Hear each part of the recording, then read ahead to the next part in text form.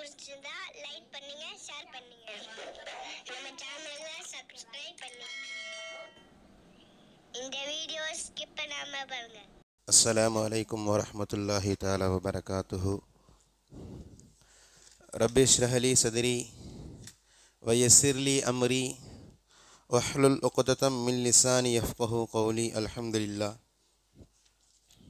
அல்ஹம்துலில்லாஹி ரப்பில் ஆலமீன் வல் ஆகிபத்து லில் முத்தகீன்.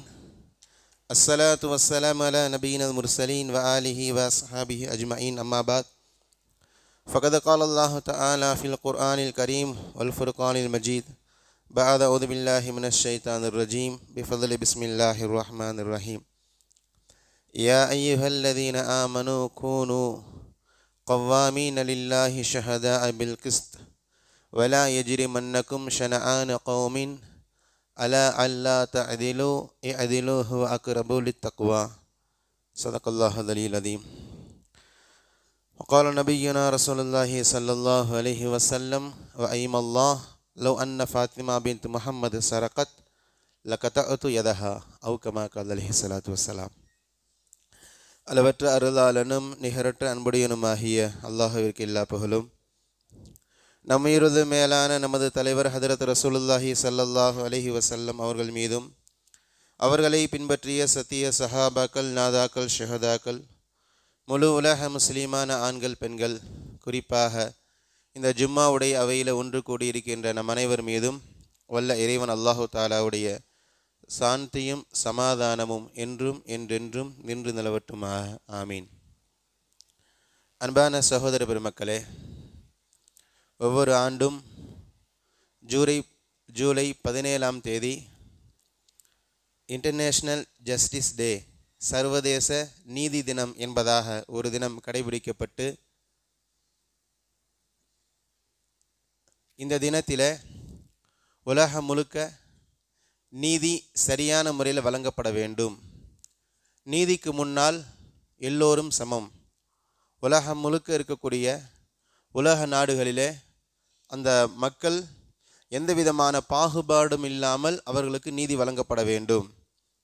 மதம் ரீதியாக, இன ரீதியாக, மொழி ரீதியாக, இல்லை இந்த தேசம் அந்த தேசம் என்பதாக தேச ரீதியாக சிறுபான்மை பெரும்பான்மை என்ற இந்த பிரிவினை இல்லாமல், எந்த விதமான பாகுபாடும் இல்லாமல் அனைவருக்கும் சமமான நீதி வழங்கப்பட வேண்டும் என்ற ஒற்றை நோக்கத்தோடு 2010 முதல் இந்த தினம் கடைபிடிக்கப்பட்டு வருகிறது.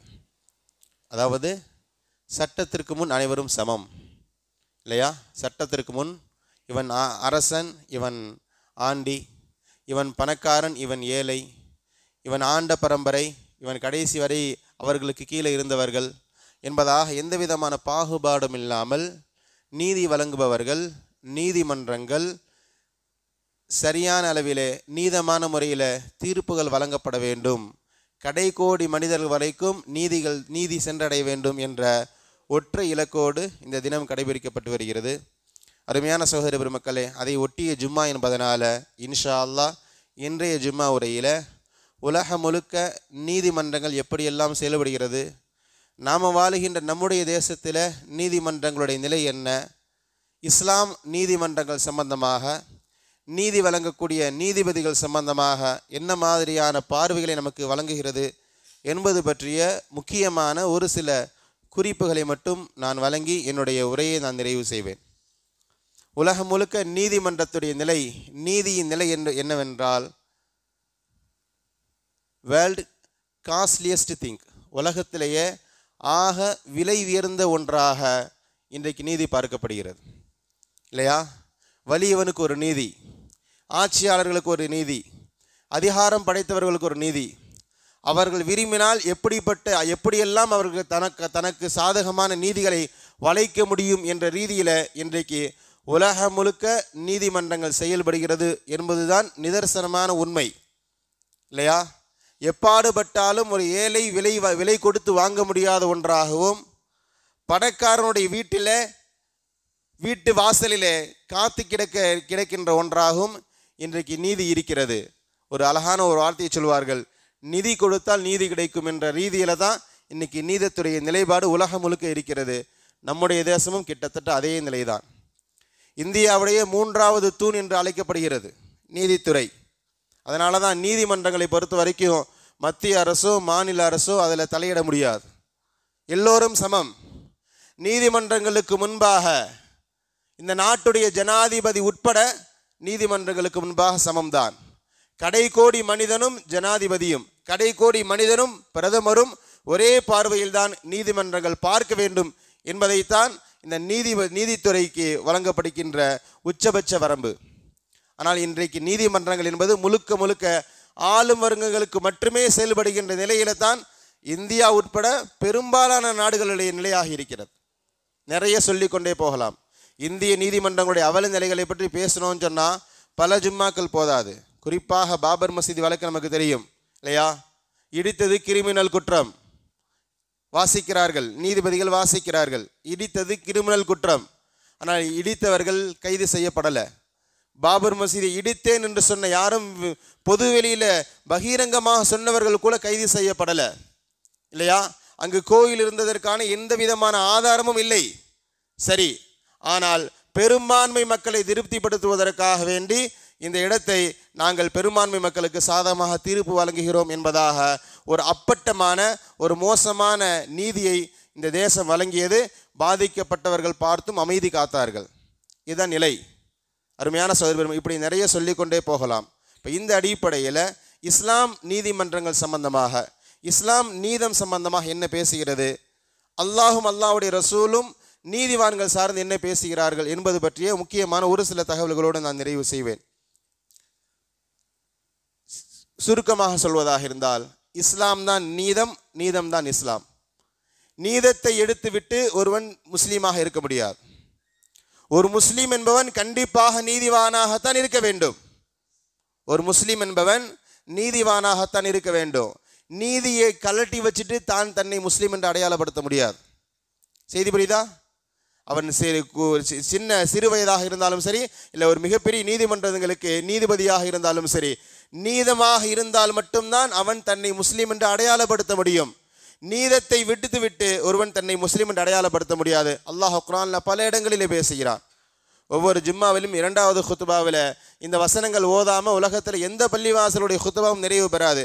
இன்னல்லாஹ் யஅமுரு பில் அத்லி வல் இஹ்சான், நஹல் என்ற அத்தியாயத்துடைய 90வது வசனம் இல்லையா? பெருமானார் எல்லா ஜும்மாக்களிலுமே இந்த வார்த்தையை பதிவு செய்யாமல் ஜும்மாவை நிறைவு செய்ய மாட்டார்கள். அல்லாஹ் தஆலா உங்களுக்கு கட்டளை இடுகிறான். என்ன கட்டளை இடுகிறான்? நீங்கள் நீதிவான்களாக இருக்க வேண்டும் இல்லையா? நீதத்தோடு நடந்து கொள்ள வேண்டும். எந்த சந்தர்ப்பத்திலும் நீதியிலிருந்து நீங்கள் விலகிவிடக்கூடாது என்பது அல்லாஹ் தஆலாவுடைய மறுக்க முடியாத கட்டளை. ஒரு முஸ்லீமுக்கு இது சாய்ஸ் கிடையாது.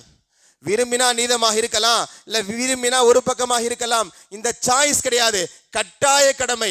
நீ முஃமின் என்றால் நீ நீதவானாக இருக்க வேண்டும் இல்லையா? பெருமானாருடைய வருகையை பற்றி அல்லாஹ் சொல்கிறானே, பெருமானார் ஏன் நபியாக அனுப்பப்பட்டார்கள்? லி உஅதில பைனக்கும், எப்படி? உங்களுக்கு மத்தியில் நான் நீதி செலுத்துவதற்காக நான் அனுப்பப்பட்டுள்ளேன். அல்லாஹு தஆலா ரசூலுல்லாஹ்வுடைய அந்த தூதுத்துவத்தை அனுப்பியதற்கான காரணத்தை பற்றி சொல்லும் பொழுது, நான் நபியை நான் நீதிவானாக அனுப்பியிருக்கிறேன், சமுதாயத்தில் நீதியை நிலைநாட்டுவதற்காக வேண்டிதான் நான் நபியை அனுப்பியிருக்கிறோம் என்பதாக பெருமானார் ஸல்லல்லாஹு அலைஹி வஸல்லம் அவர்கள் பேசுகிறார்கள். அல்லாஹ் தஆலா திருமறையில் பேசுகிறான். இது ரசூலுல்லாஹுக்கு மட்டுமல்ல, உலகத்தில் நபியாக அனுப்பப்பட்ட எல்லோருடைய மிக முக்கியமான பணியும் இதுதான். யாரெல்லாம் எங்கெல்லாம் நபியாக அனுப்பப்பட்டார்களோ இந்த எல்லா நபிமார்களுமே ஒரு பக்கம் தௌஹீதை சொல்வார்கள், மறுபக்கம் நீதியை நிலைநிறுத்த சொல்வார்கள். வெறுமனே தௌஹீதை மட்டும் சுமந்து கொண்டு எந்த நபியும் வரவில்லை. ஹதீத் என்ற சூராவுடைய 25வது வசனம் அல்லாஹ் தஆலா சொல்வான், லகத் அர்சல்னா ருசுலனா பில் பையினாத், நாம் ஏராளமான நபிமார்களை அனுப்பி இருக்கிறோம் சரியான ஆதாரங்களோடு. அவர்கள் இறை தூதர்கள் என்ற ஆதாரத்தோடு, நான் தான் இறைவன் என்ற ஆதாரங்களோடு நான் நபிமார்களை அனுப்பியிருக்கிறோம். வஅன்ஸல்னா மஅஹுமுல் கிதாப வல் மீஸான, வஅன்ஸல்னா மஅஹுமுல் கிதாப வல் மீஸான, அவர்களுக்கு நான் வேதங்களை வழங்கினோம், நாம் தான் தராசை இறக்கினோம். மீசான் என்றால் தராசு, ஸ்கேல். ஸ்கேலை நாம தான் இறக்கினோம். லியகூமன்னாஸ் பில் கிஸ்த், மக்களுக்கு மத்தியில் நீதம் செலுத்த வேண்டும் என்பதற்காக வேண்டி குர்ஆனிலே பல இடங்களிலே பேசுகிறான். நாமே மீசானை இறக்கினோம், நாமே மீசானை இறக்கினோம் என்பனார் இல்லையா? மீசானை நாமே வதஅனால் மீசான், நாமே தராசை இறக்கினோம். நாம விரும்பின மாதிரிலாம் நீதம் செலுத்த முடியாது. என்னுடைய வியாபாரம் தான், நான் தான் பொருள் போடுறேன், ஆனால் எடை போடும் பொழுது நியாயமான முறையில் எடை போடணும். அல்லாஹ் தஆலா ஒரு சூறாவை இருக்கிறான், வயலுல் லில் முத்தஃபிஃபீன், அளவை நிறுவையில் மோசடி செய்பவர்கள் நாசமாகட்டும். அந்த சூறா ஆரம்பிக்கிறதே வயலுன், அவனுக்கு நாசம். யாரு? லில் முத்தஃபிஃபீன், அளவை நிறுவையில் மோசடி செய்பவர்கள். ஒரு சின்ன சின்ன விஷயங்களிலிருந்து இஸ்லாம் ரொம்ப கவனமாக இருக்கிறது. எந்த சூழலிலும் ஒரு முஃமின் நீதம் தவறிவிடக்கூடாது. இதா குல்தும் ஃபாதிலு, நீ பேசுனா நீதமானதை பேசு, கண்டதையெல்லாம் பேசக்கூடாது. ஒரு சபையில் உன்னை பேச அழைக்கிறாங்க, நீ போய் பேசுறியா, மரியாதையா நீதமான முறையில் பேசு, இல்லாட்டி அங்கிருந்து மரியாதையாக வெளியே போயிரு. ஒரு பஞ்சாயத்து நீ சம்மந்தப்பட்டு இருக்கிற, உன்னை சாட்சியாளராக கூப்பிடுறாங்க, நீ தீர்ப்பு வழங்குறதுக்காண்டி போல கூப்பிட்டு உன்னை கருத்து கேட்குறாங்க, என்ன செய்யலாம்? இதா குல்தும், நீ பேசினால் ஃபாதிலு, நீதமானதை தான் பேசணும். ஓ இஷ்டத்துக்கு பேச முடியாது. இல்லைங்க, நான் நீதத்தை பேசினா என்னுடைய சகோதரன் பாதிக்கப்பட்டுடுவான், அவன் என்னுடைய ஊருக்காரன், இவனுடைய உறவுக்காரன், இந்த வியாக்கியானம் எல்லாம் இங்கே பேசக்கூடாது. பேசுனா நீதத்தை பேசு, இல்லாட்டி அந்த சபையிலிருந்து வெளியே போயிரு, கண்டதை எல்லாம் பேசக்கூடாது. அல்லாஹ் பேசுகிறான், இதா ஹக்கம்தும் பைனன் நாசி அன் தஹ்குமு பில்லதில், இல்லையா? இதா ஹக்கம்தும் பைனன் நாஸ், ஒரு பிரச்சனை, ஒரு பஞ்சாயத்து, நீங்கள் ஹக்கம்துன்னு சொன்னால் நீங்கள் பஞ்சாயத்து தலைவராக இருக்கிறீங்க. அது எந்த பஞ்சாயத்தாக இருக்கலாம், குடும்ப பஞ்சாயத்தாக இருக்கலாம், வியாபாரத்துக்கு சம்பந்தப்பட்ட பஞ்சாயத்தாக இருக்கலாம், இல்லை நண்பர்கள் சம்பந்தப்பட்ட எந்த பஞ்சாயத்தாக வேணா இருக்கலாம். இதா ஹக்கம்தும் பைனன் நாஸ், மக்களுக்கு மத்தியில் தீர்ப்பு வழங்குகின்ற இடத்துல நீங்கள் இருந்தால், அன் தஹ்குமு பில் அதில், நீதமான முறையில் தீர்ப்பு வழங்குங்கள். எப்படி? அன் தஹ் பில் அதில்னு சொன்னால் நீதம். இந்த இடத்துல எது சரி எது தவறு இதை தான் பார்க்கணும். யார் பக்கம் நியாயம் இருக்கிறது, யார் பக்கம் அநியாயம் இருக்கிறது, யார் பக்கம் நம்ம தீர்ப்பு வழங்கினா இது சரியானதாக இருக்கும் என்பதை பார்த்து மட்டும்தான் நீ தீர்ப்பு வழங்கணுமே தவிர, ஓ இஷ்டப்படி, ஓ விருப்பப்படி அவன் பாதிக்கப்பட்டுடுவானோ இவன் பாதிக்கப்பட்டுடுவானோ, இந்த அர்த்தத்தில் நீ எந்த சூழலிலும் தீர்ப்பு வழங்கக்கூடாது. வாதி பிரதிவாதி யாராக வேண்டுமானாலும் இருக்கலாம், வாதியை பற்றி கவலைப்படக்கூடாது, பிரதிவாதியை பற்றி கவலைப்படக்கூடாது. அவன் மிகப்பெரிய செல்வந்தனாக இருக்கலாம், நான் தீர்ப்பு இவனுக்கு எதிராக அமையலாம், பிரச்சனை இல்லை. என்னுடைய தகப்பனாக இருந்தாலும் அந்த இடத்துல அல்லாஹ் தஆலா சொல்கிறான், அன் தஹ்குமு பில் அதில், நீதமான முறையில் தீர்ப்பு வழங்கணும். ஆனால் முன்னாடி சொன்ன மாதிரி தான், அப்படி வரலையா, நீதமாக தீர்ப்பு வழங்கினா இந்த மாதிரியான பிரச்சனை வருமா, நீ மரியாதையாக சொல்லிடு, இந்த பஞ்சாயத்தில் நம்மளை இழுக்காதப்பா, நான் நீதமாக தீர்ப்பு சொன்னால் எனக்கு பிரச்சனை ஆயிரும், நான் இங்கேருந்து நகர்ந்துறேன்னு சொல்லி நீ நகர்ந்துறது தான் உனக்கு மரியாதையை தவிர, நீ அங்கே இருந்துக்கிட்டு நான் அவரையும் சமாதானப்படுத்துகிறேன் இவரையும் சமாதானப்படுத்துகிறேன்னு சொல்லி அநியாயமான முறையில், நீதத்திற்கு மாற்றமான முறையில் தீர்ப்பு வழங்கக்கூடாது என்பதாக அல்லாஹ் தஆலா திருமறையில் சொல்லி காட்டுகிறான். வல்யக்துப் காத்திமும் பைனக்கும் காத்திம் பில்லதில், வட்டி அதாவது கடன் சம்பந்தமாக அல்லாஹ் தஆலா பேசுவான். குர்ஆனிலே ஆக பெரிய வசனம் கடன். ஒருத்தர் கடன் கொடுக்குறார், ஒருத்தர் கடன் வாங்குறான்னு சொன்னால் இந்த இடத்துல அல்லாஹ் தஆலா ஒரு பத்திரம் எழுத சொல்கிறான். கடன் கொடுப்பவரும் கடன் வாங்குவரும் சேர்ந்து ஒரு பத்திரம் எழுதுங்க, யார் கடன் கொடுக்குறா, யார் கடன் வாங்குறா, எவ்வளவு மாதங்கள் இந்த கடனை திருப்பி கொடுக்கணும், இப்படின்ற ஷரத்துக்களை பூரா அந்த கடனுக்காக அல்லாஹ் தஆலா சொல்கிறான். இப்போ இந்த நேரத்தில் அல்லாஹ் சொல்லும் பொழுது, கடனுக்காக பத்திரம் எழுதுபவர்கள் வல்யக்துப் பைனக்கும் காத்திமும் பில் அதில், நீதமான முறையில் அந்த பத்திரத்தை எழுதுறவர் இருக்கணும். பத்திரம் எழுதுறவர் நீதமான முறையில் இருக்கணும். தான் விரும்பின மாதிரிலாம் பத்திரம் எழுத முடியாது, இவருக்கு சாதகமாகவோ அல்லது அவருக்கு சாதகமாகவோ நீ பத்திரம் எழுதக்கூடாது என்பதாக அல்லாஹ் தஆலா சொல்கிறான். நிறைய சம்பவங்கள், 1-2 அல்ல. நீங்கள் குர்ஆனில் பார்த்தா ஆச்சரியமாக இருக்கும். சுமார் 350 இடங்களில் அல்லாஹ் தஆலா நீதத்தை பற்றி பேசுகிறான், நேரடியாகவும் மறைமுகமாகும். 350 இடங்களில் நீதமாக இருக்கணும். நீங்கள் நீதி தவறிவிடக்கூடாது, ஒரு பக்கமாக சாய்ந்து விடக்கூடாது, அநியாயத்துக்கு நீங்கள் துணை போயிடக்கூடாது என்பதாக இந்த அர்த்தத்தில் மட்டுமே சுமார் 350 இடங்களில் அல்லாஹ் தஆலா திருமறையில் பேசி காட்டுகிறான். நம்ம நீதி சொன்னால் உன் குடும்பம் பாதிக்கப்பட்டாலும் பரவாயில்லை, நீதமாக இருக்கணும், இல்லையா? ரொம்ப ரொம்ப முக்கியமான இடம் தான். அல்லாஹ் தஆலா இந்த இடத்துல சூரத்து நிசா என்ற அத்தியாயத்துடைய 135வது வசனம் அல்லாஹ் பேசுவான், யா அய்யுஹல்லதீன ஆமனு, ஓ ஈமான் கொண்டோர்களே. இந்த வார்த்தையை ரொம்ப பிடிச்சுக்கோங்க, இந்த வார்த்தை ரொம்ப ரொம்ப முக்கியமானது. யா அய்யுஹல்லதீன ஆமனு, ஓ ஈமான் கொண்டோர்களே, இறை நம்பிக்கையாளர்களே, கூனு கவ்வாமீன பில் கிஸ்த், நீதத்தின் பக்கம் நீங்கள் நில்லுங்கள், நீதிவான்களாக நீங்கள் நில்லுங்கள். கூனு பில் கிஸ்துன்னு சொன்னால் நீதத்தின் பக்கம் நீங்கள் உறுதியாக இருங்கள். கவ்வாமின்னு சொன்னால் ஸ்டாண்டாக இருக்கணும். எவ்வளவு பிரச்சனை வந்தாலும் என்னுடைய ஸ்டாண்டில் நான் கொஞ்சமும் பின்வாங்க மாட்டேன், இதுதான் சத்தியம், எனக்கு தெரியும், யார் என்ன சொன்னாலும், இல்லையா, எவ்வளவு பெரிய பிரச்சனை வந்தாலும் நான் என்னுடைய ஸ்டாண்டில் கொஞ்சமும் நகர மாட்டேன்.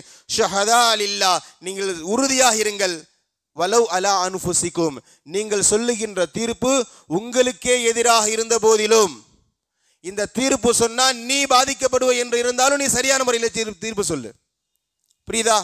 ஒரு பிரச்சனை, நீ தீர்ப்பு சொல்ற இடத்துல இருக்கிற, கருத்து சொல்ற இடத்துல இருக்கிற, தீர்ப்பு சொன்னா நியாயத்தின் பக்கம் தீர்ப்பு சொன்னா நீ பாதிக்கப்பட்டுடுவ, கருத்து சொன்னா நீ பாதிக்கப்பட்டுடுவ. கவலைப்படாத, நியாயத்தின் பக்கம் நீதத்தின் பக்கம் நீ தீர்ப்பு சொல்லு. வலவ் அலா அன்ஃபுசிக்கும் அவில் வாலிதைனி வல்லக்ரபின், உன்னுடைய தாய் தகப்பன், வாலிதைன்னு சொன்னா உன்னுடைய பெற்றோர்கள் பாதிக்கப்பட்டாலும் பரவாயில்லை, உன்னுடைய அக்ரபின் நெருக்கமானவர்கள் பாதிக்கப்பட்டாலும் பரவாயில்லை. நீ நீதி சொல்ற இடத்துல வந்துட்டா உன்னை பொறுத்த வரைக்கும் இவன் வாதி இவன் பிரதிவாதி இவ்வளவுதான் இருக்கணுமே தவிர, வாதி என்னுடைய மச்சானா இருக்கிறா, பிரதிவாதி என்னுடைய சொந்தக்காரனா இருக்கிறா, என்னுடைய தாய் என்னுடைய தகப்பன் நான் பெற்றெடுத்த பிள்ளை, இந்த வியாக்கியானம் எல்லாம் உனக்கு இருக்கக்கூடாது. யா அய்யுஹல்லதீன ஆமனு, அல்லாஹ் சொல்கிறான், நீ உண்மையான நம்பிக்கையாளராக இருந்தால், அல்லாஹ்வுடைய வார்த்தையை பாருங்க, ஈமான் இருக்கிறது உண்மை என்று இருந்தால் நீ நீதியாயிரு. ஈமான்ல கொஞ்சம் சங்கடங்கள் முன்னப்பின இருக்கு, நீதி வழங்குறதுல நான் விரும்பின மாதிரி, என் சொந்தக்காரனுக்கு பிடிச்ச மாதிரி, அவனுக்கு லாபம் வர மாதிரி நான் தீர்ப்பு வழங்குவேன்னு சொன்னா முடிவு செய்து கொள்ள வேண்டியதான். அல்லாஹ் அழைக்கிறான் இல்லையா, அந்த ஈமான் சங்கடத்திற்குரியதாக சந்தேகத்திற்குரியதாகிடும். ஈயக்குன் கனியன் அவு ஃபகீரன், அல்லாஹ் சொல்கிறான், பணக்காரன் ஏழையெல்லாம் நீ பார்க்கக்கூடாது. இன்னைக்கு 99% தீர்ப்பு வழங்கும் பொழுது பஞ்சாயத்துகளில் பணக்காரன் ஏற்கனவே எழுதி கொடுத்துருவான். அவன் வாதி பிரதிவாதியா யாராவனா இருக்கலாம், அவன் என்ன எழுதி கொடுக்குறானோ அந்த எழுதி கொடுத்ததை மட்டுமே வாசிக்கிற நிலையில தான் இன்னைக்கு உலகத்துடைய நீதிபதிகள் இருக்கிறார்கள். உலகம் முழுக்க குடும்ப பஞ்சாயத்தில் வரைக்கும் ஒரு சின்ன கணவன் மனைவி பிரச்சனையாக இருந்தாலும் அங்கேயும் யாருடைய கை உயர்ந்து இருக்கிறது, யாரின் மூலமாக நமக்கு லாபம் இருக்கிறது, இதை பார்த்து இதன் அடிப்படையில் தீர்ப்பு சொல்லுகின்ற நிலையில இன்னைக்கு சமுதாயம் தள்ளப்பட்டிருக்கிறது, உலகம் தள்ளப்பட்டிருக்கிறது. அல்லாஹ் பாதுகாக்கணும். அல்லாஹ் தஆலா சொல்றான், ஈயக்குன் கனியன் அவ் ஃபகீரன் ஃபல்லாஹு அவ்லா பிஹிமா, அல்லாஹ் தான் உனக்கு பொறுப்புதாரி. நீ யாரை பார்த்தும் பயப்படக்கூடாது, நீ யாருக்கும் பயப்படக்கூடாது. ஃபல்லாஹு அவ்லா பிஹிமா ஃபலா தத்தபில் ஹவா அன் தஅதிலு, எக்காரணத்தை கொண்டும் உன்னுடைய மனோ இச்சைக்கு நீ பின்பற்றி விடாதே, கட்டுப்பட்டு மனோ இச்சைக்கு கட்டுப்பட்டு நீதத்திற்கு மாற்றமாக நீ தீர்ப்பு வழங்கிறாதே என்பதாக அல்லாஹ் தஆலா சொல்லி காட்டுகிறான். இது நிசா என்ற அத்தியாயம். இதற்கு அடுத்து மாயிதா என்ற அத்தியாயத்துடைய 8வது வசனம் அல்லாஹ் இன்னும் வேறு விதமாக இதே வார்த்தையை பேசுவான். இதே செய்தி தான் வேற ஸ்லாங்கில் இருக்கும்.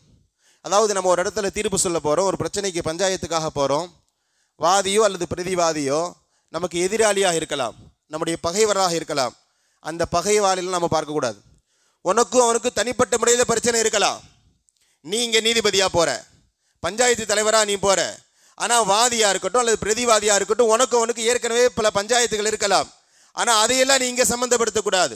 அங்கேயும் அல்லாஹ் தஆலா அப்படி தான் பேசுவான், யா அய்யுஹல்லதீன ஆமனூ கூனூ கவ்வாமீன லில்லாஹி ஷுஹதா பில் கிஸ்த், ஓ ஈமான் கொண்டவர்களே, அல்லாஹ்விற்காக வேண்டி நீதியின் பக்கம் நிலையாக இருங்கள். வலா யஜ்ரிமன்னக்கும் ஷனஆனு கௌமின் அலா அல்லா தஅதிலு, நீங்கள் தீர்ப்பு வழங்கும் போது, நீதி வழங்கும் பொழுது ஒரு சமுதாயத்தின் மீது இருக்கின்ற பகை உங்களை தவறான நீதி வழங்குவதற்கு காரணமாக்கிவிடக்கூடாது. இல்லையா? 2 பேர்ல ஏற்கனவே ஒருத்தன் உனக்கும் பஞ்சாயத்து, 2 பேர் இருக்கிறாங்க, நீ தீர்ப்பு சொல்ற இடத்துல இருக்க, இந்த 2ல் ஒருவனுக்கு ஏற்கனவே உனக்கு ஒரு பஞ்சாயத்து இருக்குன்னு சொன்னா அவன் மீது இருக்கின்ற பகையை நீ இந்த நீதத்தின் மூலமாக, இந்த பஞ்சாயத்தின் மூலமாக நீ என்ன பண்ணிடக்கூடாது, பழி வாங்கி விடக்கூடாது.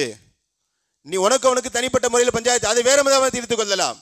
இங்கே யார் பக்கம் சத்தியம் இருக்கு, இந்த இடத்துல யார் பக்கம் சத்தியம் இருக்கு, யார் பக்கம் நியாயம் இருக்கிறது, இந்த பஞ்சாயத்தில் இதை மட்டுமே பார்க்கணுமே தவிர உனக்கும் அவனுக்கும் இருக்கின்ற முன்பகையை நீங்க கொண்டு வரக்கூடாது என்பதை அல்லாஹ் தஆலா சொல்லி காட்டுகிறான்.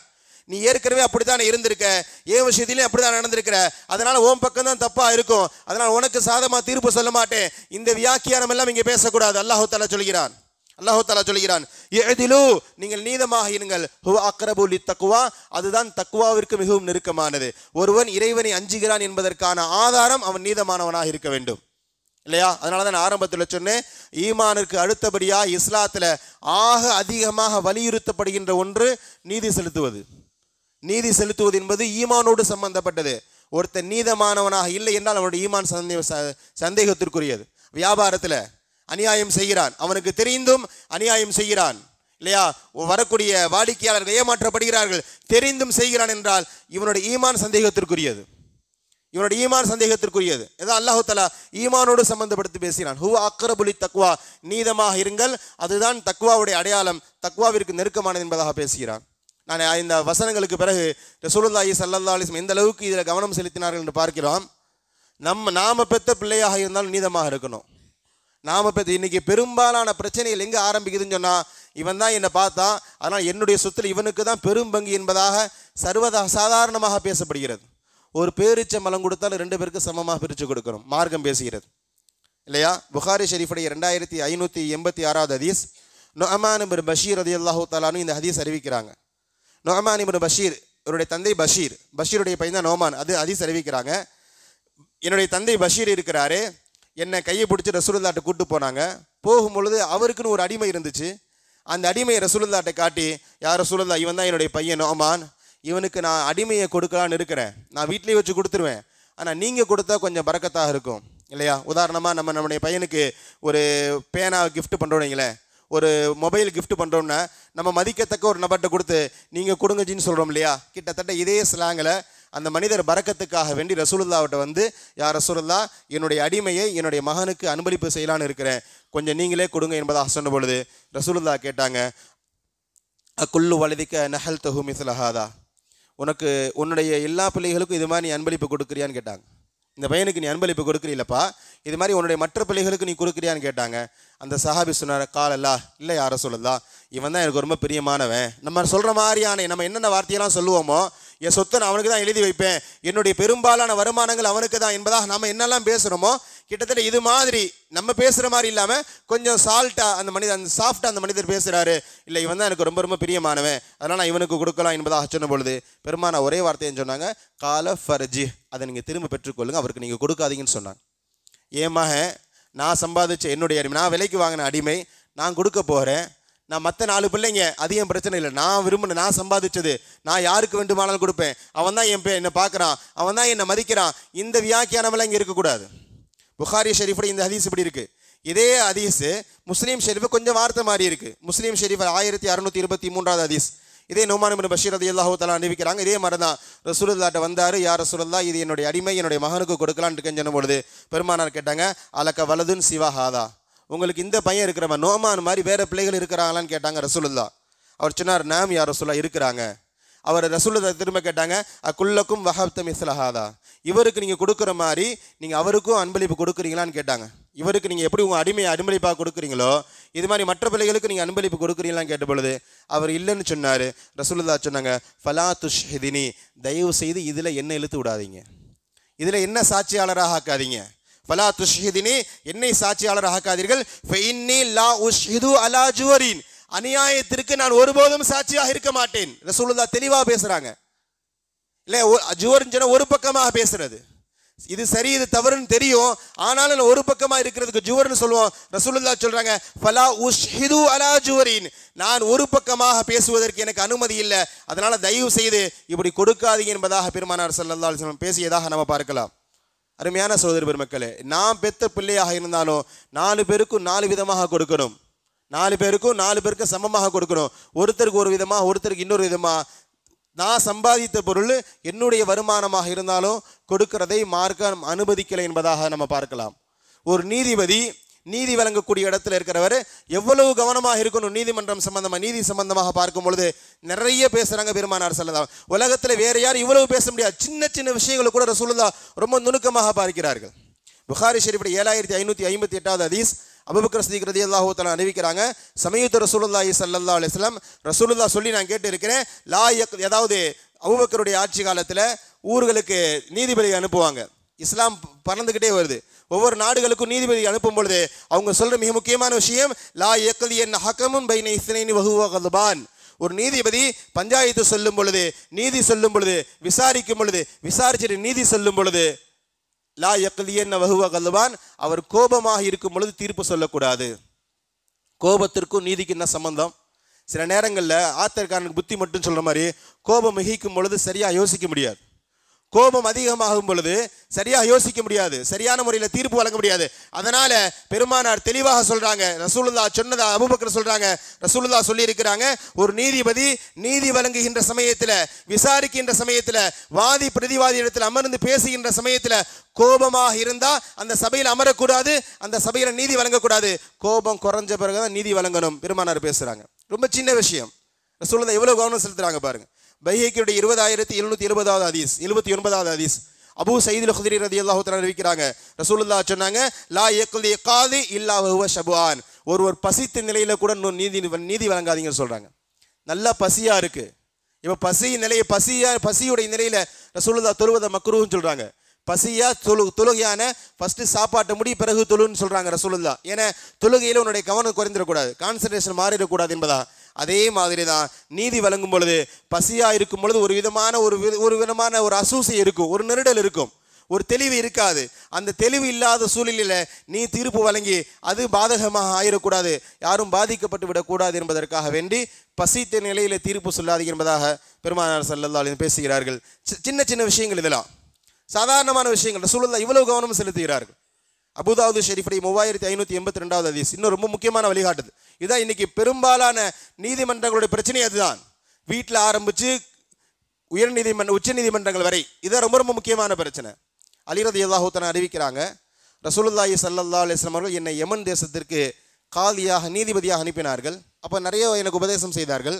அதில் ரொம்ப ரொம்ப முக்கியமான உபதேசம், யா அலி, அலியே, இதா ஜலச இலைக்கல் ஹஸ்மான். அதாவது ஒரு இடத்துல வாதி பிரதிவாதி, ஹஸ்மான் சொன்னால் வழக்கு போட்டவர், வழக்கு யார் மேலே போட்டிருக்கு அந்த நபர் ஹஸ்மான், வாதி பிரதிவாதி. இது ரெண்டு பேரும் உன் பக்கத்தில் ஒன்றுக்கு முன்னாடி உட்கார்ந்து வழக்குகளை சொல்லும் பொழுது, ஃபலா தக்லிஃபிஹிமா ஹத்தா தஸ்மா மினல் ஆஹர் கமா சமயத்து மினல் அவ்வல். ரெண்டு பேரில் ஒருத்தர் சொல்லி முடித்த பிறகு ஒருத்தர் தன்னுடைய வாதத்தில் சொல்வார் இல்லையா, அவர் தன்னுடைய கருத்துக்கள் போல சொல்வார் இல்லையா, எல்லாத்தையும் கேட்டுட்டு உடனே தீர்ப்பு வழங்கிடக்கூடாது. ஹத்தா தஸ்மா மினல் ஆஹர், முன்னாடி முதல் நபர்கிட்ட எப்படி அவருடைய கருத்துக்களை பூரா, வாதங்களை பூரா நீ கேட்டியோ, அது மாதிரி இரண்டாவது நபர்கிட்ட நீ கருத்துக்களை கேட்காம நீ தீர்ப்பு சொல்லக்கூடாது. ரெண்டு பேர்ட்டையும் சமமாக கேட்கணும், ரெண்டு பேருக்கும் நேரம் கொடுக்கணும், ரெண்டு பேருக்கு அவகாசம் கொடுக்கணும். எவன் முதல்ல வந்தா அவனுக்கு தீர்ப்பு சொல்றது, இது மாதிரியான குளறுபடிகள் இருக்கக்கூடாது. ரசூலுல்லாஹ் அலிக்கு தெளிவாக சொல்றாங்க, வாதி பிரதிவாதி வரும் பொழுது வாதி அவன் தரப்புலேருந்து அவன் நியாயங்களை சொல்வான். அவன் ஒரு பிரச்சனையை சொல்லும் பொழுது அவனுக்கு எது சாதகமாகோ அதையெல்லாம் சொல்லுவான், அவன்கிட்ட எதெல்லாம் பிரச்சனையா இருக்கோ அதை ஸ்கிப் பண்ணி சொல்லிட்டு வருவான். இது மனிதனுடைய இயல்பு. இப்போ அவன் சொன்னது மட்டும் அப்படி வேத வாக்கா எடுத்துக்கொண்டு நீ தீர்ப்பு வழங்கிறாத. இவன் சொன்னது எப்படி நீ பொறுமையாக கேட்டியோ அது மாதிரி அடுத்தவன் சொல்றதையும் பொறுமையாக முழுசாக கேட்ட பிறகுதான் நீ தீர்ப்பு வழங்கணும். ஒன்றை கேட்டுட்டு நீ தீர்ப்பு வழங்கக்கூடாது என்பதாக பெருமானார் ஸல்லல்லாஹு அலைஹி வஸல்லம் அவர்கள் ஹஸரத் அலி ரலியல்லாஹு தஆலா அவர்கள் சொன்னதாக பார்க்கலாம். உமர் ரலியல்லாஹு தஆலா அவங்க வார்த்தையில் சொல்லுவாங்க, நீங்கள் நீதிபதியாக இருக்கிறீங்க, கண்ணு பிடுங்கப்பட்ட நிலையில் ஒருத்தர், அந்த ஒரு கண்ணு பிடுங்கப்பட்டிருக்கு, ஒருத்தனை கண்ணே காலி ஆயிடுச்சு, அவன் ஒரு கண்ணை மூடிக்கிட்டு அவனுக்கு பிரச்சனையை சொல்கிறான், அவனுக்கு சாதகமாக நீங்கள் தீர்ப்பு வழங்கிறார். ஒரு கண்ணு பிடுங்கப்பட்ட நிலையில் உங்கள்கிட்ட ஒருத்தன் தீர்ப்பு கேட்டாலும் அவனுக்கு நீங்கள் தீர்ப்பு வழங்கிறாதீங்க. ஏன்னா பிரதிவாதின்னு ஒருத்தருக்கால இவன் யாரை குற்றம் சாட்டுகிறானோ ஒருவேளை அவனுக்கு 2 கண்ணும் பிடுங்கப்பட்டு இருக்கலாம், உங்களுக்கு தெரியலை, அவன் வந்த பிறகு தானே தெரியும். இவனுக்கு ஒரு கண்ணு போயிடுச்சேன்னு சொல்லி இவனுக்கு சாதகமாக தீர்ப்பு வழங்கிறாதீங்க. வந்தவனையும் பாருங்க, ஒரு கால் அவனுக்கு 2 கண்ணு பிடுங்கப்பட்டு இருக்கலாம், அவன் இவன் அடித்ததை விட இவன் அவனை கொஞ்சம் கூடுதல் அடிச்சிருக்கலாம், வந்த பிறகு விசாரித்த பிறகுதான் தெரியும் என்பதாக ஹஜ்ரத் உமர் ரலியல்லாஹு தஆலா சொல்வார்கள். கண்ணியமான சகோதர பெருமக்களே, இதெல்லாம் ஒரு நீதிபதியாக இருப்பவர்கள் சின்ன சின்ன விஷயங்களை கூட ரொம்ப கவனமாக இருக்கணும். எந்த சூழலிலும் இவன் எனக்கு என்னுடைய உறவுக்காரன், இவனுடைய பெற்றோர், இவனுடைய ஊருக்காரன், இந்த மாதிரியான எந்த விதமான சிந்தனையும் உங்களிடத்தில் வந்துவிடக்கூடாது என்ற விஷயத்தில் இஸ்லாம் ரொம்ப கவனமாக இருக்கிறது. பொதுவாக இந்த நீதி என்று வரும்பொழுது நான் பிரச்சனையை முன்னாடி சொன்ன மாதிரி, வலியவன் வாழ்வான், வலியவனுக்காக ஒரு நீதி, எளியவனுக்காக ஒரு நீதி, இது உலகத்துடைய இயல்பு. எல்லா காலங்களையும் இது தொடர்ந்து இருந்து கொண்டே இருக்கிறது. எல்லா காலங்களுமே நீதி என்று வரும் பொழுது வாதி பிரதிவாதியில் யாருடைய கை ஓங்கி இருக்கு, இந்த யார் இதில் வசதியாக இருக்கிறா, இதில் யார் செல்வாக்குடையவராக இருக்கிறா, அவர்களுக்காக வேண்டி நீதி சொல்கிற நிலை இன்னைக்கு உலகத்தில் பரவலாக பார்க்கப்படுகிறது. இதை ரசூலுல்லாஹி ஸல்லல்லாஹு அலைஹி வஸல்லம் உடைக்கிறாங்க. ஹதீஸ்ல பார்க்கலாம், உமர் ரலியல்லாஹு தஆலாவுடைய ஆட்சி காலம், மிஸ்ர் தேசத்தில் கவர்னராக இருப்பவர் ஹஜ்ரத் அம்ர் பின் ஆஸ், ஹலிஃபா ஜனாதிபதி ஹஜ்ரத் உமர் ரலியல்லாஹு தஆலா. ஒவ்வொரு நாட்டிற்கும் முதலமைச்சர் மாதிரி ஹஜ்ரத் உமர் ரலியல்லாஹு தஆலா ஆளுநர்கள் நியமிக்கிறாங்க, அவர்களுக்கு ஆளுநர்னு சொல்லப்படும். மிஸ்ர் தேசத்துக்கு ஆளுநராக இருப்பவர் ஹஜ்ரத் அம்ர் பின் ஆஸ். இவருடைய மகன் ஹாலித். இந்த ஹாலித் இருக்கிறாரு, முஆத், இவர் பேர் முஆத், இவருடைய மகன். இந்த முஆத் இருக்கிறாரு, அந்த ஊரில் ஒருத்தனோட, ஒரு மிஸ்ர் தேசத்துடைய அந்த ஊருக்கான ஒரு கிராமவாசியோட ஒரு சண்டை வருது. அந்த சண்டையில் அவன் ஜெயிச்சிடறான். 2 விதமான ஒரு பந்தயம் நடந்ததாக சொல்லப்படுது, இல்லை 2 பேரும் சண்டை போட்டதாக சொல்லப்படுகிறது இல்லையா. ஒரு பந்தயம் நடக்குது, அந்த பந்தயத்தில் மிஸ்ர் தேசத்தை சேர்ந்தவன் ஜெயிச்சிடறான். ஜெயிச்ச பிறகு இந்த ஆளுநருடைய மகன் அம்ர் இப்னு ஆஸுடைய மகன் முஆத் இருக்கிறாரு, நான் யார் தெரியுமா, என்ன நீ ஜெயிச்சிட்டியான்னு சொல்லி தன்னிடத்தில் இருந்த சவுக்கை கொண்டு வேகமாக ஒரு அடி அடிச்சிடுறார். சம்பவம் முடிஞ்சிருச்சு. இந்த மிஸ்ரி இருக்கிறாரு, இந்த மிஸ்ரி தேசத்தை சேர்ந்த எகிப்தி இருக்க, மிஸ்ரின்னு சொன்னால் எகிப்தி சேர்ந்தவர், இவரை ஹலீஃபாவுக்கு தபால் அனுப்புகிறார். இப்படி சம்பவம் நடந்துச்சுண்டு உமர் ரலியல்லாஹு தஆலா அன்ஹு ஃபுல்லாக பார்க்குறாங்க. பார்த்துட்டு எல்லாத்தையும் வர சொல்லிட்டாங்க. 3 பேரையும் வர சொல்லிட்டாங்க. கவர்னர் அம்ர் இப்னு ஆஸ் அவரையும் மதீனாவுக்கு வர சொல்லிட்டாங்க. அவருடைய பையன் முஆத் அவரையும் மதீனாவுக்கு வர சொல்லிட்டாங்க. பாதிக்கப்பட்டவன் அவனையும் மதீனாவுக்கு வர சொல்லிட்டாங்க. வர வச்சு அம்ர் இப்னு ஆஸ் ஆளுநருக்கு முன்னாடி பிரச்சனையை கேட்கிறாங்க. இவன் நடந்தது பூரா அந்த பையன் அந்த மிஸ்ரி சொல்லி முடிக்கிறார். சொல்லி முடித்தது பிறகு ஹஸரத் உமர் ரலியல்லாஹு தஆலா அன்ஹு சவுக் அவன் கையில் கொடுத்து, அந்த மிஸ்ரி இருக்கிற கையில் கொடுத்து, இத்ரிப் இப்னு அக்ரமீன், அவனை நீ அடின்னு சொன்னாங்க. ஆளுநருடைய பையன். நான் திரும்பவும் சொல்கிறேன், சாதாரணமாக நம்ம ஊர் கவுன்சிலர் பையன் மந்திரி பையன் மாதிரி கிடையாது. ஆளுநர் என்பது அந்த நாட்டுடைய உச்சபட்ச அதிகாரி. அந்த நாட்டுடைய ஹலீஃபாவிற்கு அடுத்தடத்தில் இருப்பவர்கள் ஆளுநர்கள். ஆளுநருடைய பையனை ஒரு கிராமவாசியை சாட்டையை கொடுத்து நீ அடி என்பதாக சொல்கிறார்கள். அவன் அடிக்கிறான். அடிக்கும் போது சொல்கிறாங்க, என்ன சொன்ன நீனு, அக்ரமின்னு சொன்னியா, ஏதாவது நான் ஆளுநருடைய பையன் சொல்லி தான் நீ என்ன அடிச்சேன்னு அந்த வார்த்தையை சொல்லி அடின்னு சொன்னாங்க. ஹஸரத் உமர் ரலியல்லாஹு தஆலா அன்ஹு. என்ன நான் மந்திரி பையன், நான் எம்எல்ஏ பையன் சொன்னில அப்படின்னு அந்த மாதிரி சொல்லி அடிக்க சொன்னாங்க. அந்த மிஸ்ரி அடிச்சுக்கிட்டே இருக்கான். ஒரு அடி இல்லை, தொடர்ந்து அடி விழுந்துக்கிட்டே இருக்கு. முடிஞ்சிருச்சு. ஹஸரத் உமர் ரலியல்லாஹு தஆலா அன்ஹு சாட்டி அவன்கிட்ட திரும்ப கொடுத்து சொன்னாங்க, லா அலா லிலாத்தி அம்ர், 2 அடி அம்ருக்கு அடின்னு சொன்னாங்க. 2 அடி ஆளுநரை 2 அடி. இந்த சம்பவத்தில் ஆளுநர் சம்பந்தப்படவே இல்லை. அந்த கிராமவாசியை அடித்தது ஆளுநருடைய கவர்னருடைய பையன். அது உமர் ரலியல்லாஹு தஆலா சவுக்கு கொடுத்து ஆளுநரை 2 அடி அடின்னு சொன்னாங்க. அதுக்கு காரணம் என்ன சொன்னாங்கன்னா, இவன் ஆளுநர் என்ற அந்த கர்வத்தில் தான் அவன் பையன் அடித்தான். எங்கள் அத்தா ஆளுநர், என்னை யாரும் தண்டிக்க முடியாது, நான் எப்பேற்பட்ட அநியாயம் செய்தாலும் என்னை யாரும் கேட்க முடியாத அந்த திமுரு, அந்த திராணி தான் அவனை அடிக்க வைத்தது. அதனால் அவனை 2 அடி என்று சொன்னபோது அந்த மிஸ்ரி சொன்னார், யா அமீருல் முஃமினீன் இன்னமா இப்னு ஹுல்லதி தரபனி, அமீருல் முஃமினீனே தயவுசெய்து நிர்பந்தப்படுத்தாதீங்க, என்னை அடித்தது அவர் பையன், அம்ர் என்னை அடிக்கலை, ஆளுநர் என்னை அடிக்கலை, அவர் பையன் அடித்தார், நான் அவர் அடிச்சுட்டு எனக்கு அவருடைய அத்தாவை அடிக்கிறது உசிதமானதாக எனக்கு படலை என்பதாக அந்த மனிதர் சொன்னபோது அது உமர் ரலியல்லாஹு தஆலா அன்ஹு அந்த அம்ர் இப்னு ஆஸை பார்த்து சொன்னார்கள், யா அம்ர், ஓ அம்ரே, முத்தக்கம் தஅப்பத்தும் நாஸ கத அவ்லதத்துக்கும் உம்மஹாத்துக்கும் மஹராரா, இல்லையா, என்ன ஆளுநர் என்பதனால் மக்களை எல்லாம் அடிமையாக நடத்த பார்க்குறீங்களா? உங்களுக்கு எப்போ உங்களுக்கு இந்த சிந்தனை வந்துச்சு? உங்களிடத்தில் இருக்கக்கூடிய குடிமக்கள், உங்களுக்கு கீழே இருக்கக்கூடிய குடிமக்கள் எல்லாம் உங்களுக்கு அடிமை என்ற சிந்தனை வந்துடுச்சா? அவருடைய தாய் அவரை சுதந்திரமானவர்களாக பெற்றிருக்கிறார்கள். மனிதர்களை ஒவ்வொரு தாயும் சுதந்திரமானவர்களாக பெற்றிருக்க அவர்களை அடிமையாக பார்க்கின்ற அந்த மனோபாவம் உங்களுக்கு எங்கிருந்து வந்தது என்பதாக பெருமானார் ஸல்லல்லாஹு அலைஹி வஸல்லம் அவர்கள் அம்ர் இப்னு ஆஸ் ரலியல்லாஹு தஆலா இடத்துல கேட்டபொழுது அவர் சொன்னார், யா அமீருல் முஃமினீன் லம் ஆலம், எனக்கு ஒன்றுமே தெரியாது, வலம் யாத்தி, இந்த மனிதர் ஏன்ட்டு இந்த பஞ்சாயத்து கொண்டு வரல, இப்படி ஒரு சம்பவம் நடந்தது எனக்கு தெரியாது, இந்த சம்பவத்திற்கு இவர் இந்த பஞ்சாயத்து கொண்டு வந்திருந்தா நான் அங்கேயே தண்டிச்சிருப்பேன், எனக்கு தெரியாது என்பதாக அது அம்ர் இப்னு ஆஸ் ரலியல்லாஹு தஆலா அன்ஹு சொன்னதாக பார்க்கலாம். ஒரு ஆளுநர் அவருடைய மகனுக்கு கூட தண்டனையை பெற்றுக் கொடுத்தது ஹஸரத் உமர் ரலியல்லாஹு தஆலா அன்ஹு. இதெல்லாம் ரசூலுல்லாஹ் இப்படி தான் கட்டமைத்தார்கள். ஒரு முஸ்லீம் என்றால் அப்படி தான் இருக்கணும். நான் விரும்பின மாதிரி ஏன் அறிவுக்குன்னு ஒன்று சொல்லும், அது மாதிரியாகலாம் தீர்ப்பு சொல்வதற்கு எந்த சூழலிலும் அனுமதி இல்லை. ஒரு முஃமின் அப்படி தீர்ப்பு சொல்ல அனுமதியே இல்லை. ஒரு முஃமின் அப்படி தீர்ப்பு சொல்லக்கூடாது. உமர் ரலியல்லாஹு தஆலாவுடைய காலத்தில் நடந்த சம்பவங்கள் எல்லாம் பார்க்கும்போது நீதிக்கு உமர்னு சும்மா பேர் வாங்கலையே, நீதிக்கு உமர்னு ஹஸரத் உமர் ரலியல்லாஹு சும்மா பேர் வாங்க கிடையாது. இதே மிஸ்ரில் அது உமர் ரலியல்லாஹு தஆலாவுடைய பையன் அப்துர் ரஹ்மான் இப்னு உமர், அவர் ஒரு வியாபார தேவையாக மிஸ்ர் தேசத்துக்கு போகும்பொழுது அங்கே மது குடித்ததாக கிதாபில் இருக்குது. 2 விதமான அறிவிப்பு. ஒன்று மதுவை குடித்ததாக இருக்கிறது, இன்னொன்று பேரிச்சம்பள தண்ணியை சுட வச்சு கொடுத்ததாக. பேரிச்சம்பள தண்ணியை சுட வச்சு அது கொஞ்சம் போதை வரும், அது அவருக்கு தெரியலை. ஏற்கனவே சுட வச்சு இந்த தண்ணியை குடித்தாரு, கொஞ்சம் போதை ஆயிடுச்சு. இப்போ அந்த தகவல் தெரியுது. அம்ர் இப்னு ஆஸ் ரலியல்லாஹு தஆலா அன்ஹு அமீருல் முஃமினுடைய பையனாக இருந்தாலும் எங்கேயே மிஸ்ரிலேயே தண்டனை கொடுத்துட்டாங்க. அங்கே சவுக்கடி கொடுத்து ஊருக்கு அனுப்புகிறாங்க. இந்த செய்தி உமர் ரலியல்லாஹு தஆலா அன்ஹு தெரியுது. ஏற்கனவே ஊருக்கு போன இடத்துல நம்ம பையன் மது குடிச்சிருக்கிறான், அங்கே இருக்கக்கூடிய கவர்னரை சவுக்கடி கொடுத்துட்டு ஹத்து நிறைவாயிருச்சு என்று தெரிந்த போதும் மதீனாவிற்கு வந்தாங்க. மதீனாவில் வச்சும் திரும்ப 180 சவுக்கடி எடுத்தார்கள்.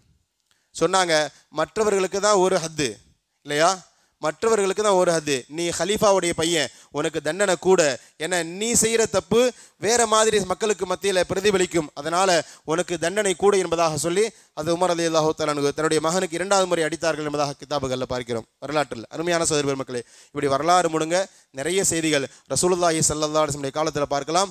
யூதர்கள் கூட பிரச்சனைக்கு ரசூலுல்லாஹ்ட்ட வருவாங்க இல்லையா, கிறிஸ்தவர்கள் கூட நெருப்பு வணங்கி கூட கொள்கை ரீதியாக நேர் எதிராக இருப்பவர்கள் கூட முகமது இடத்துல போனா, நபி இடத்துல போனா நமக்கு நீதம் கிடைக்கும் என்ற நிலையில பெருமானார் ஸல்லல்லாஹு அலைஹி வஸல்லம் வாழ்ந்து காட்டினார்கள். ரசூலுல்லாஹுக்கு பிறகு வந்த சஹாபாக்களும் அப்படிதான் வாழ்ந்து காட்டினார்கள். நாம மூமின்கள் என்பதற்கான ஆதாரம் சரியான முறையில் இருக்கணும்.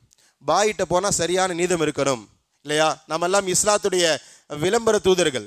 நாம விரும்புகிற மாதிரிலாம் நம்ம இருக்க முடியாது. நம்ம ஒரு சின்ன தவறு செஞ்சாலும் அது நம்மை பாதிக்காது, நாம கொண்டிருக்கின்ற கொள்கையை பாதிக்கும் இல்லையா? இன்னைக்கு மது ஹராம் உலகத்துக்கு பூரா தெரியும். இஸ்லாத்தில் ஹராம். கேட்குறாங்களே, எத்தனை முஸ்லீம்கள் குடிக்காமல் இருக்கிறாங்க? நீங்கள் டாஸ்மாக் வரீங்களா, குடிக்கக்கூடிய எத்தனை பாய்மார்களை நாங்கள் காட்டணுமான்னு கேட்குறாங்களே, நம்ம இடத்துல என்ன பதில் இருக்கிறது? அசிங்கமாக இருக்கு இல்லையா சில நேரங்களில் இல்லையா? ஒரு காலம் இருந்தது, வியாபாரம்னா முஸ்லீம்கள் தான், நாணயத்திற்கு பெயர் போனவர்கள் முஸ்லீம்கள். இன்னைக்கு முஸ்லீம்கள் கூட முஸ்லீம்கள் கடையில் வியாபாரம் ஒரு சரக்கு வாங்குறதுக்கு பயப்படுறாங்களே. ஒரு காலம் இருந்தது, முஸ்லீம்கள் இடத்துல வாங்கினா நியாயமாக இருக்கும், நீதமாக இருப்பார்கள். அது அப்படியே உடஞ்சி பாயிட்ட வாங்குறதுக்கு பதிலாக நம்ம வேற ஆள்கிட்ட வாங்கிடலான்னு சொல்லி ஒரு முஸ்லீம் அல்லாதவன்னு சொன்னால் பரவாயில்ல, முஸ்லீம்களுக்கு மத்தியிலேயே முஸ்லீம்களுடைய கடையில் வாங்கக்கூடாது என்ற நிலைக்கு இன்னைக்கு சமுதாயம் தள்ளப்பட்டிருக்கிறது. இப்படி நிறைய சொல்லிக்கொண்டே போகலாம். அருமையான சகோதர பெருமக்களே, நான் மீண்டும் பதிவு செய்கிறேன், நாம் எல்லாம் முஃமின்கள் என்பதற்கான ஆதாரம் நம்ம இடத்துல நீதம் இருக்கணும். நம்முடைய குடும்பத்தில், நம்முடைய பிள்ளைகளிடத்தில், நம்முடைய நட்பு வட்டாரங்களில் ஒரு பஞ்சாயத்து, ஒரு பிரச்சனை எதுவாக இருந்தாலும் நீதம் தவறிவிட்டோம் என்றால் அல்லாஹ் பாதுகாக்கணும். நம்முடைய ஈமான் சந்தேகத்திற்குரியதாகிடும். இறுதியாக இந்த உரையுடைய முத்தாய்ப்பான ஒரே ஒரு ஹதீஸை சொல்லி நான் முடித்துக்கொள்வேன். புகாரி ஷெரீஃபில் 3475வது ஹதீஸ். பரவலாக நமக்கு தெரிந்த ஹதீஸ் தான், இருந்தாலும் முக்கியமானது என்பதனால் இந்த செய்தியுடன் நான் முடிப்பேன். இந்த ஹதீஸை அறிவிப்பவர் ஹஸரத் ஆயிஷா ரலியல்லாஹு தஆலா அன்ஹா. மஹசூமியா என்ற கோத்திரத்தை சார்ந்த ஃபாத்திமா என்ற பெண்மணி திருடி விடுறாங்க. இந்த பெண்மணி திருடிட்ட பிறகு ஹஸரத் ரசூலுல்லாஹி ஸல்லல்லாஹு அலைஹி வஸல்லம் அந்த பெண்ணுக்கு கையை வெட்டுங்கன்னு சொல்லி கட்டளை இட்டுறாங்க. தீர்ப்பு அதுதான் ஷரியத் என்பதனால், ஷரியத்துடைய தீர்ப்பு என்பதனால அந்த பெண்மணியுடைய கையை வெட்டுங்க என்பதாக பெருமானார் தீர்ப்பு சொல்லிடுறாங்க. இப்போ அந்த பெண்மணி சமுதாயத்தில் ரொம்ப முக்கியமான குடும்பத்தை சேர்ந்தவர். மஹசூமியான்றது அன்றைக்கி குறைஷிகளை ரொம்ப ஃபேமஸான, ரொம்ப ஃபெமிலியரான, ரொம்ப முக்கியமான குடும்பம். அந்த குடும்பத்துடைய பெண்மணியை கையை வெட்டிட்டா அது குடும்பத்துக்கே அசிங்கம் என்பதாக சொல்லி ரசூலுல்லாஹ்ட்ட பேசலாம், யார் பேசலான்னு மஷூரா செய்யும் பொழுது ரசூலுல்லாஹ்வுடைய வளர்ப்பு மகன் ஹஸரத் ஸைத் இருக்கிறார் இல்லையா, இவருடைய பையன் உசாமாவை அனுப்புகிறார்கள். இவருக்கு பேர் ஹபீப் ரசூலுல்லாஹி ஸல்லல்லாஹு அலைஹி வஸல்லம். ரசூலுல்லாஹ்வுடைய செல்ல பிள்ளை, ஹபீப்னு சொன்ன செல்ல பிள்ளை. ரசூலுல்லாஹ்வுடைய செல்ல பிள்ளை உசாமாவை நம்ம அனுப்புவோம். ரசூலுல்லாஹ் கிட்டத்தட்ட ஹசன் ஹுசைன் மீது எந்த அளவுக்கு பிரியமாக இருந்தாரோ அதுபோல் இவர் ஒரு விதத்தில் பேரை மாதிரி தான் ரொம்ப பிரியமாக இருப்பார். இவர் அனுப்புனா நமக்கு வேலை முடிஞ்சிடும் என்பதாக சொல்லி அது உசாமா ரலியல்லாஹு தஆலா ரசூலுல்லாஹ்ட்ட வராங்க.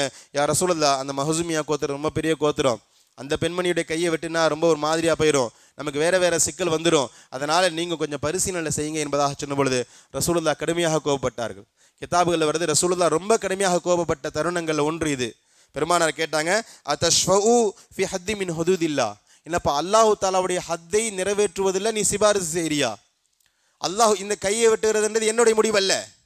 இந்த கையை திருடுனா கையை வெட்டணுங்கிறது அல்லாஹு தஆலா திருமணி சொல்லுவோம். வஸ்ஸாரிக்கு ஃபக்து ஐதியஹுமா, அல்லாஹ் சொல்லுகின்ற சட்டம். அல்லாஹ்வுடைய சட்டங்களை மாற்றுகின்ற திராணி உங்களுக்கு இருக்கா? இந்த இடத்துல சிபாரிசு செய்கின்ற உரிமை உங்களுக்கு யார் கொடுத்தா? பெருமானார் ஸல்லல்லாஹு அலைஹி வஸல்லம் அவர்கள் ரொம்ப கடுமையாக கேட்கிறார்கள். கேட்டுவிட்டு அதோடு முடியல, ஃபகாம பெருமானார் எழுந்தார்கள், ஃபகதப குத்பா செய்தார்கள். இன்னமா அஹலக்கல்லதீன கபலகும், உங்களுக்கு முன்னால் உண்டான சமுதாயம் அழிக்கப்பட்டதற்கான காரணம் என்ன தெரியுமா? இன்னமா கானு இதா சரக ஃபீஹிமுஷ் ஷரீஃபு தரகு, அந்த சமுதாயத்தில் பணக்காரன் ரொம்ப வசதி படைத்தவன் ஒரு திருடிட்டா அவன் கையை வெட்ட மாட்டாங்க, அவனை விட்டுடுவாங்க. வைதா சரக்கல் லஈஃபு, அதே சமுதாயத்தில் ஒரு ஏழை பலகீனமானவன் திருடி விட்டால் அகாமு அலையில் ஹத்த, அவர்கள் அந்த சட்டத்தை நிறைவேற்றி கையை வெட்டுவார்கள்.